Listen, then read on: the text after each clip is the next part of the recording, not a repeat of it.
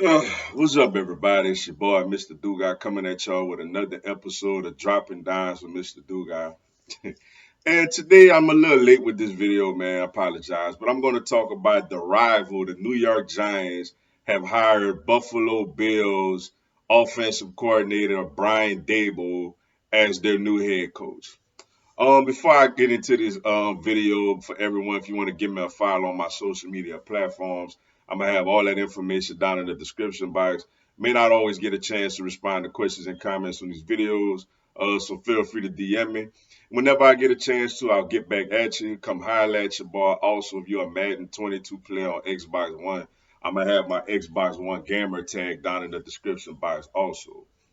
Y'all may hear a beeping noise throughout the video. Please disregard that, and I do apologize for the inconvenience. All right.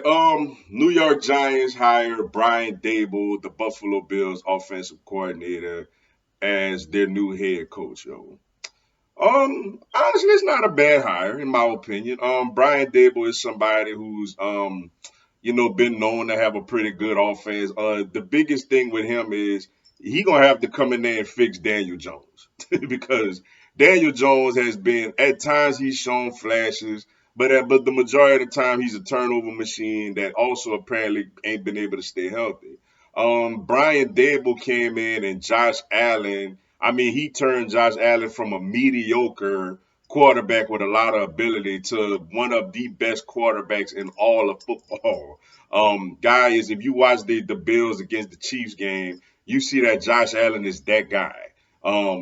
So that's why I could understand them, making a hire like that to for him to come in and fix Daniel Jones because it seems like the New York Giants are dedicated to Daniel Jones. Like their whole thing is they want him. He's in their opinion, he's the guy. He's the answer in the franchise. So they need somebody that's gonna come in and get the very, very most out of him.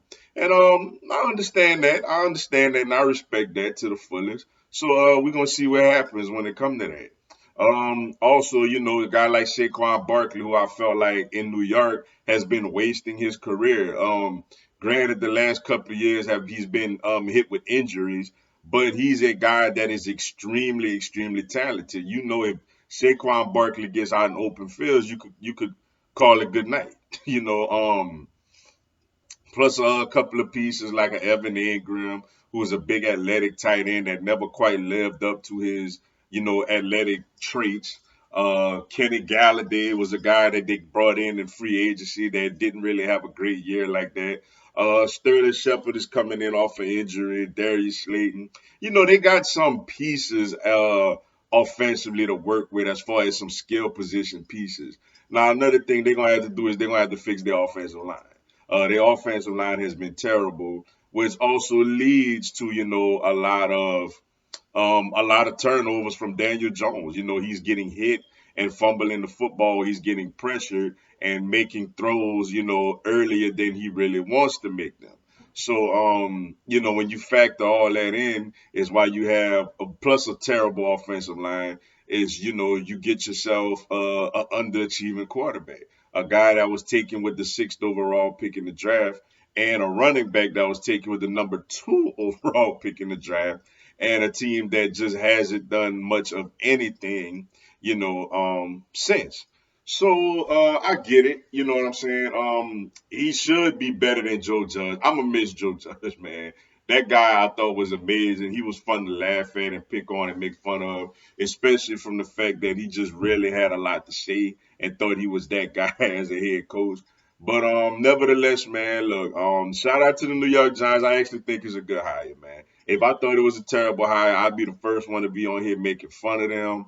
But I actually thought it was a solid hire. Now the only thing with him is I don't know how he is as far as a leader of men. I never really heard him speak like that. I don't know if he's, what type of personality he has. I know how he is as a play caller and a quarterback developer, but it's still yet to be seen what type of person he is and how he's going to have control over that locker room, especially in such a huge media market like New York City. But with that being said, that's all I got for y'all today. Appreciate y'all checking out the video. Hit the like button for your boy. Give me a subscribe. I'm going to have Philadelphia Eagles, NFL, and content on my other teams throughout the year. Y'all have a blessed one. Fly, Eagles, fly.